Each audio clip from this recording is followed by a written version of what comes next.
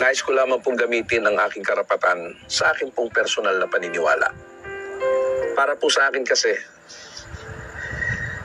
si Pangulong Bongbong Marcos po ay larawan po ng isang tunay na lingkod serbisyo publiko. Alam niyo po kung bakit? Sapagkat ito po ay madalas na naririnig ko doon po sa mga nagtatalumpati na mga politiko. Karamihan po sa kanila ay lagi nilang sinasabi, maka-Diyos, makatao, at makabayan. Yan pong tatlong yan ay kapwa po umaakma sa katauhan po ni Pangulong Bongbong Marcos sa pagiging maka-Diyos po.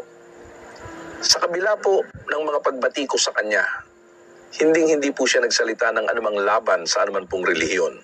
Hindi po siya nagsalita ng anuman pong laban sa sino man pong namumuno sa alinman pong mga relihiyon. At higit po sa lahat, hindi po niya ginawang pagsalitaan ng hindi maganda ang sino man po sa mga namumuno o ang mismong relihiyon. Sa pagiging makatao, lagi po niyang inuuna ay ang kapakanan ng taong bayan. Hindi niyo lamang po alam sapagkat hindi niyo po siya sinusubaybayan. Hindi niyo lamang po alam sapagkat ayaw niyo po siya subaybayan at ang gusto niyo po palaging ang hanapin sa kanya ay ang kamalian na kanyang nagagawa at siya niyo pong pinalalaki. Pero ayaw niyo po siyang hanapan ng kabutihan na kanyang ginagawa sa kanyang kapwa. Katulad na lamang po nung panahon ng kasagsagan ng nangyari po sa Yolanda. Isa po sa naroroon at nangunguna po sa nagkaloob ng tulong ay si Pangulong Bongbong Marcos sa kapanahon ng hindi pa po siya ang Pangulo ng ating bansa. Sa pagiging makabansa, mga Bokatribs, malinaw na malinaw po at kitang-kita po naman natin.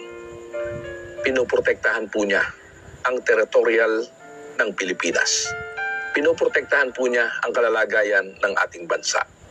Bagaman marami po ang mga nagsasalita ng mga salitang laban sa kanya, subalit ang lahat ng ito po ay pinatutunayan niyang nagkakamali sila.